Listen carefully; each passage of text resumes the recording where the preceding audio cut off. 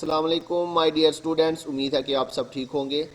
आज बच्चों हमारा लेक्चर नंबर 4 है, क्लास हमारी बीकॉम 1 और चैप्टर नंबर 8 जो है वो हमने स्टार्ट किया था, cash book and bank reconciliation statement. Last lecture के अंदर बच्चों हमने एक्सरसाइज नंबर 7 और 8 जो है वो सॉल्व की थी। आज हम इंशाल्लाह जो है वो एक्सरसाइज नंबर 9 और 10 सॉल्व करेंगे। तो सबसे पहले बच्चों हम इस क्वेश्चन को रीड कर लेते हैं। ये आपके पास नोट्स के ऊपर एक्सरसाइज नंबर 9 है। नोट्स आपके पास मौजूद होंगे, आपने अपने नोट्स बच्चों सामने रखने हैं।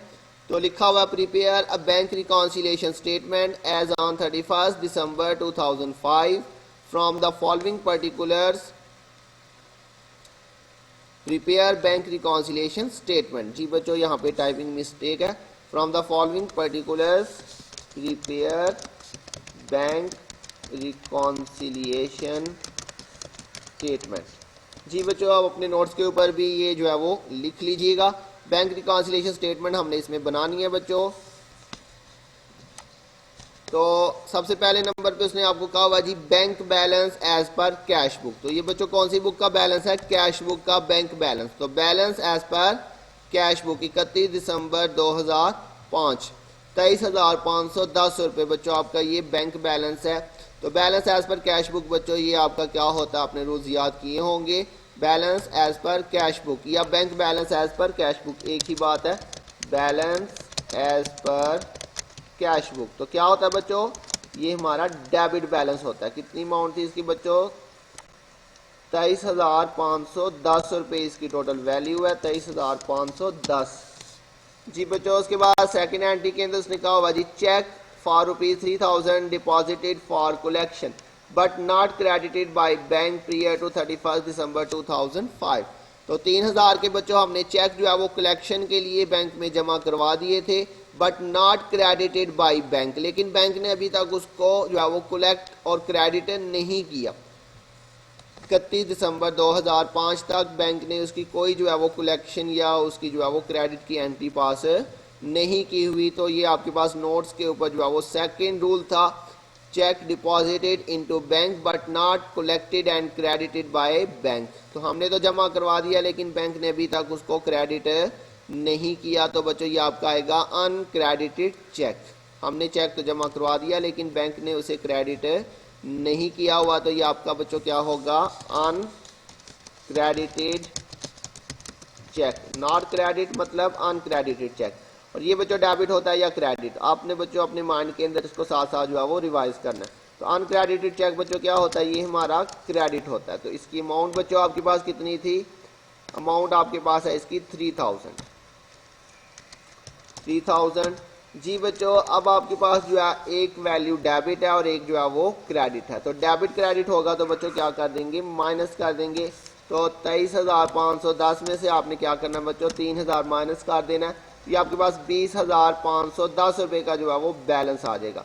अब बच्चों ये जो बैलेंस है इसके साथ हमने क्या लिखना है? 23,510 ये डेबिट वैल्यू थी जो कि बड़ी वैल्यू है, इसलिए जो हमारे पास बैलेंस आया उसके साथ भी हमने डेबिट साइन लिख देना। उसके बाद नेक्स्ट एंट्री बच्चों आपके पास है एंट्री नंबर 3 है, cheque amounting to ₹4,000 were issued on 28 December out of which cheques for ₹3,000 were cashed up to 31 दिसंबर 2005।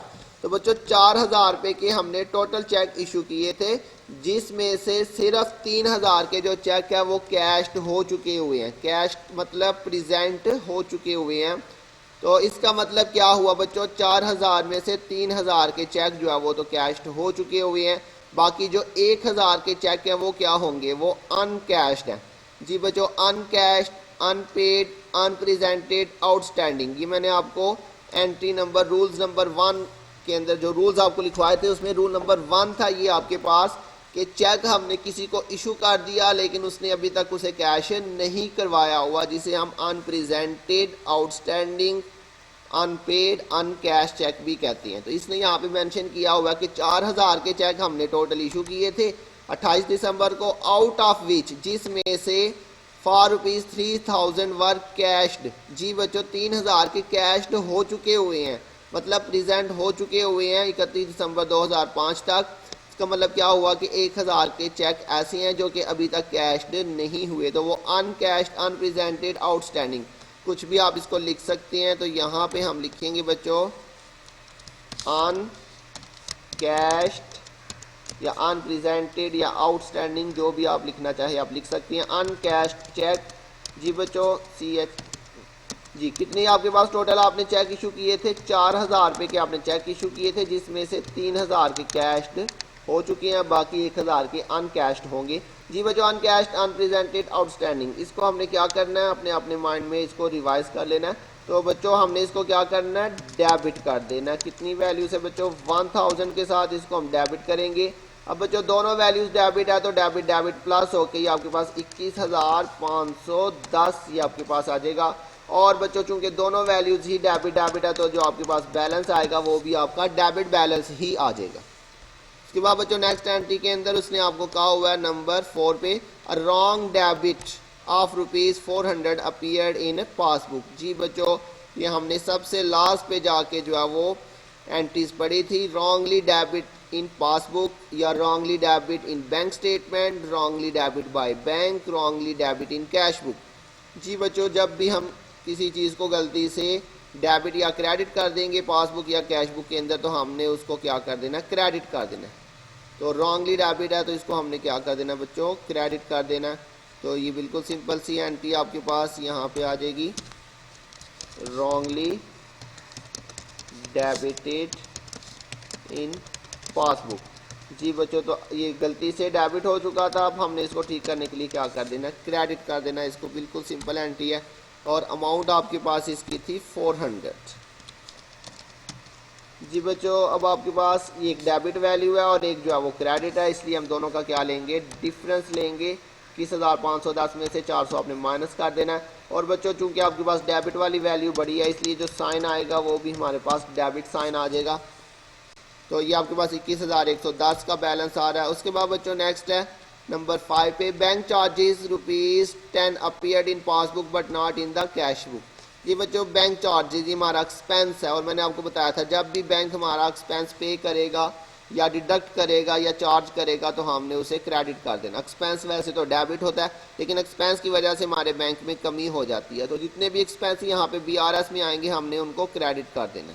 तो जब भी बैंक आपके अकाउंट में से कुछ पे कर दे, कोई एक्सपेंस पे कर दे या कुछ भी कैश पे कर दे तो हम उसको क्रेडिट करेंगे। तो बैंक चार्जेस हमारा एक्सपेंस है इसलिए यहाँ पे ये क्या होगा, क्रेडिट हो जाएगा बैंक चार्जेस और ये क्रेडिट होगा बच्चों ₹10 था। तो ये आपके पास बच्चों माइनस कर देंगे इसको, एक डेबिट वैल्यू और एक जो है वो हमारी क्रेडिट वैल्यू है, ये माइनस करके 21,100 आ जाएगा। और चूंकि डेबिट वाली वैल्यू बड़ी है तो इसलिए साइन भी कौन सा आ जाएगा बच्चों, डेबिट साइन आ जाएगा। उसके बाद बच्चों लास्ट एंट्री है, interest on investment collected by bank not yet recorded in the cash book ₹1000। जी बच्चों कलेक्टेड बाय बैंक हमने बात की थी, बैंक आपके लिए कोई भी इनकम, कोई अमाउंट, कोई रिसीट जो है वो कलेक्ट करेगा तो हमने उसको क्या कर देना है, डेबिट कर देना है। डेबिट क्यों करना है, क्योंकि बच्चों पैसे आ रही हैं हमारे बैंक अकाउंट में, जब पैसे आएंगे तो हमने उसको डेबिट करना है। तो interest on investment collected by bank ये हमारा डेबिट हो जाएगा बच्चों, interest on investment collected by bank और ये बच्चों डेबिट होगा। 1000 इसकी टोटल वैल्यू है। तो ये आपके पास बच्चों डेबिट डेबिट तो डेबिट साइन ही आ जाएगा, तो ये 22,100 आपके पास इसका टोटल आ जाएगा। और बच्चों नीचे मैंने आपको कहा था आपने अलहदा से लिख देना, यहाँ पे कैश बुक है तो नीचे पासबुक या बैंक स्टेटमेंट लिखेंगे तो ये आ जाएगा आपके पास पासबुक बैलेंस। और यहाँ पे बच्चों डेबिट है तो ये यहाँ पे हम क्या लिखेंगे, क्रेडिट बैलेंस लिखेंगे आपके पास 22,100। तो ये बच्चों हमारा ये क्वेश्चन जो है वो क्या हो गया, कंप्लीट हो गया। बिल्कुल आसान सा क्वेश्चन था। जी बच्चों नेक्स्ट क्वेश्चन भी बिल्कुल आसान है, उसको भी करते हैं अभी सॉल्व हम। एक्सरसाइज नंबर 10 लिखा हुआ, from the following particulars ascertain the bank balance as per cash book of Nasir and company as on 31 March 2005। जी बच्चों आपने इसमें जो है वो बैंक रिकॉन्सिलिएशन स्टेटमेंट बना के क्या जो है वो कैश बुक का आपने बैलेंस निकालना है। Bank balance as per passbook. जी बच्चों यहाँ पे देखिए उसने आपको पासबुक का बैलेंस दिया हुआ है और उसने आपसे पूछा हुआ कि आपने कैश बुक का बैलेंस जो है वो कैलकुलेट करना है। इसके अंदर नाम भी गिवन है तो सबसे पहले आपने उसका नाम लिख लेना है, फिर आपने बैंक रिकॉन्सिलिएशन स्टेटमेंट की हेडिंग देनी है और फिर आपने उसकी डेट लिखनी है। तो ये हम सबसे पहले बच्चों इसका फॉर्मेट देख लेते हैं। ये एक्सरसाइज नंबर 10 थी। सबसे पहले Nasir and company bank reconciliation statement, date आ जाएगी एज ऑन 31 मार्च 2005। तो जी बच्चों इसमें आप वैल्यूज़ पुट करते हैं। तो फर्स्ट बैलेंस उसने हमें दिया हुआ जी bank balance as per passbook. ये किसका बैलेंस है बच्चों? पासबुक। तो पासबुक या बैंक स्टेटमेंट का बैलेंस होगा तो ये हमारा क्रेडिट बैलेंस होता है। रूल्स आपने याद किए होंगे बच्चों। बैलेंस एज पर पासबुक क्या होता है बच्चों? Credit. Favourable balance as per passbook या balance as per passbook. Bank balance लिखा हो या खाली बैलेंस लिखा हो तो ये सेम ही मतलब है इन दोनों का। तो बैलेंस एज पर पासबुक 60,000 ये हमारा क्रेडिट बैलेंस होगा बच्चों। इसको हम यहाँ पे लिख लेते हैं। बैलेंस एज पर पासबुक ये हमारा बच्चों क्रेडिट बैलेंस होगा 60,000 इसकी टोटल वैल्यू थी। उसके बाद बच्चों नेक्स्ट एंट्री है cheque issued in the last week of March 2005 but not presented for payment till 31 March 2005 amounted to ₹1500। बिल्कुल सिंपल बच्चों उसने आपको बताया हुआ कि हमने मार्च में चेक इशू किया था लेकिन जो है वो अभी तक प्रेजेंट नहीं हुआ, नॉट प्रेजेंटेड फॉर पेमेंट। तो 31 मार्च तक वो जो है वो प्रेजेंट नहीं हुआ। तो ये बिल्कुल सिंपल है। नॉट प्रेजेंटेड मतलब अनप्रेजेंटेड चेक है 15,000 से बच्चों इसकी वैल्यू उसने बताई हुई है। ये आ जाएगा अनप्रेजेंटेड चेक और ये बच्चों डेबिट होता है और इसकी वैल्यू कितनी है हमारे पास? 15,000 इसकी वैल्यू है। और बच्चों अब एक वैल्यू आपके पास क्रेडिट है और एक वैल्यू जो है वो डेबिट है। तो इसलिए क्या करेंगे? दोनों का डिफरेंस लेंगे। 60,000 और माइनस 15,000 दोनों का क्या लेंगे? डिफरेंस। और वैल्यू कौन सी बड़ी है बच्चों? क्रेडिट वाली वैल्यू बड़ी है इसलिए इसके साथ साइन कौन सा लिखेंगे? क्रेडिट वाला साइन इसके साथ लिखेंगे। उसके बाद एंट्री नंबर सी है cheque paid into bank on 26 March 2005 but not collected prior to 31 March 2005 amounted to ₹9,000। ये भी बच्चों बिल्कुल सिंपल सी एंट्री है। हमने बैंक में चेक जमा करवा दिए थे, पे कर दिए थे, बैंक में जमा करवा दिए थे but not collected, uncollected cheque. जी बच्चों 31 मार्च तक जो है इसकी कोई कलेक्शन नहीं हुई तो ये हमारा क्या होगा? अनकलेक्टेड अनक्रेडिटेड चेक है ये हमारे पास। तो ये आपके पास बच्चों यहाँ पे आ जाएगा अनकलेक्टेड चेक। और बच्चों अनकलेक्टेड चेक हमारे क्या होते हैं? क्रेडिट होते हैं। वैल्यू आपके पास इसकी दी हुई थी 9,000 बच्चों आपके पास इसकी वैल्यू है टोटल। तो ये आपके पास आ जाएगा 9,000। जी बच्चों अब हमारे पास दोनों वैल्यूज ही क्रेडिट हैं, ये भी क्रेडिट और ये भी क्रेडिट है। तो इसलिए दोनों को क्या कर लेंगे? प्लस कर लेंगे। 45,000 प्लस 9,000। तो ये आपके पास बच्चों इसका साइन भी क्रेडिट ही आएगा क्योंकि दोनों ही वैल्यू जो है वो क्रेडिट थी। उसके बाद नेक्स्ट एंट्री है interest on deposit of ₹1500 was credited in passbook but not recorded in the cash book till 31 March 2005। जी बच्चों इंटरेस्ट ऑन डिपॉजिट हमने इसको डेबिट करना होता है। ये मैंने आपको रूल्स में भी पढ़ाया था। Interest on investment, interest on deposit, interest on securities ये हमारी इनकम है और जब भी इनकम आएगी तो हमने उसको डेबिट कर देना। वैसे तो इनकम क्रेडिट होती है लेकिन यहाँ पे इनकम की वजह से हमारे बैंक अकाउंट में इजाफा होता है इसलिए हम इसको यहाँ पे डेबिट करेंगे। और इंटरेस्ट ऑन डिपॉजिट जो है ये डेबिट होगा। और उसने आगे मेंशन भी किया हुआ है क्रेडिट इन पासबुक। तो ये भी मैंने आपको रूल बताया था कि जब भी बैंक किसी चीज़ को क्रेडिट करेगा पासबुक के अंदर या बैंक स्टेटमेंट में तो हमने उसको डेबिट कर देना। और अगर वो जो है वो पासबुक में या बैंक स्टेटमेंट में डेबिट करेगा तो हमने उसे क्रेडिट कर देना। तो दो पहचान है। तो लिखा हुआ है credited in passbook but not recorded in cash book. Passbook में क्रेडिट हो चुका, कैश बुक में रिकॉर्ड नहीं किया। तो बच्चों पासबुक में क्रेडिट होगा तो कैश बुक में डेबिट होगा। हमेशा पासबुक और कैश बुक एक दूसरे के उल्ट चलती हैं। तो एक तो यहाँ से भी आपको पता चल रहा है और दूसरा मैंने आपको ये भी लिखवाया हुआ था इंटरेस्ट ऑन डिपॉजिट। तो इंटरेस्ट ऑन डिपॉजिट ये हमेशा क्रेडिट ही होगा। तो इंटरेस्ट ऑन डिपॉजिट 1500 बच्चों ये हमारा क्रेडिट हो जाएगा। यहाँ पे आ जाएगा इंटरेस्ट ऑन डिपॉजिट। जी बच्चों इतना भी काफ़ी है और ये हमारा क्या होगा बच्चों? डेबिट हो जाएगा। तो कितनी इसकी वैल्यू है बच्चों आपके पास? 1500। अब बच्चों आपके पास एक वैल्यू क्रेडिट है और एक डेबिट है इसलिए दोनों को क्या करेंगे? माइनस कर देंगे। 54,000 माइनस 1500 करेंगे। और बच्चों क्रेडिट वाली वैल्यू बड़ी है इसलिए इसके साथ जो साइन आएगा वो क्रेडिट का ही साइन आ जाएगा।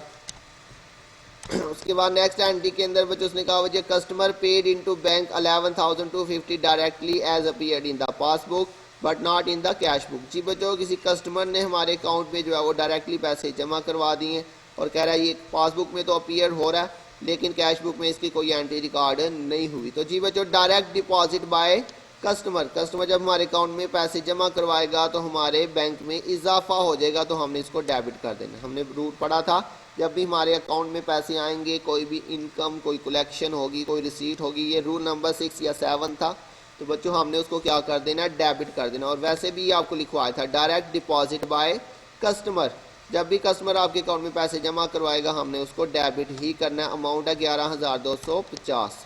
ये आ जाएगा बच्चों डायरेक्ट डिपॉजिट बाय कस्टमर, ये डेबिट होगा।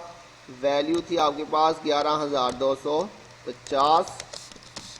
अब बच्चों एक वैल्यू जो है वो क्रेडिट है और एक वैल्यू जो है वो आपके पास जो है वो डेबिट है, इसलिए दोनों का क्या लेंगे, डिफरेंस लेंगे। 52,500 माइनस 11,250। तो ये बच्चों आपके पास जो क्रेडिट बड़ी अमाउंट है उसके साथ क्रेडिट का साइन है, इसलिए जो बैलेंस आया उसके साथ भी क्रेडिट का ही साइन आ जाएगा। लास्ट एंट्री है बच्चों आपके पास, dividend money of ₹6,000 on shares held by Nasir and company was received directly by bank on 29 March 2005 but the intimation was sent to them on 2 April 2005।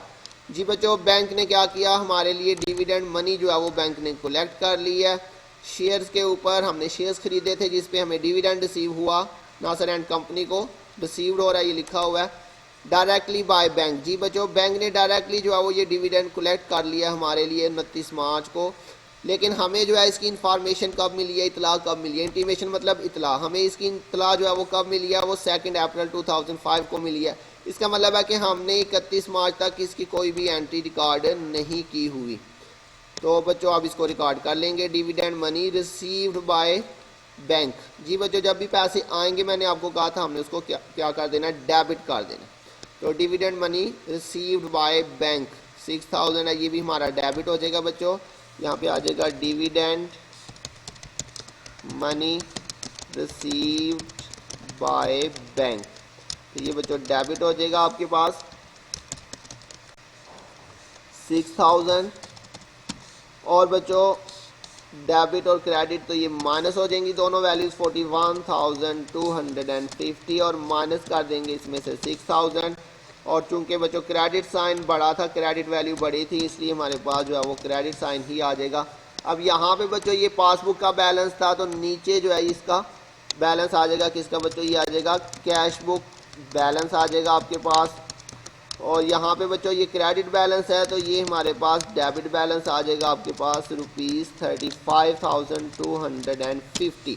तो जी बच्चों ये क्वेश्चन भी हमारा कंप्लीट हो चुका है। बिल्कुल आसान क्वेश्चन थे आज के भी दोनों, तो मुझे उम्मीद है आपको समझ आ गई होगी। अगर फिर भी अगर आपको किसी पॉइंट की समझ नहीं आई तो बच्चों आप मैसेज करके पूछ सकते हैं, इंशाल्लाह मैं उसको मज़ीद एक्सप्लेन कर दूंगा। अपना ध्यान रखिएगा बच्चों, बहुत जल्द मिलेंगे नेक्स्ट लेक्चर के साथ, तब तक के लिए अल्लाह हाफिज़।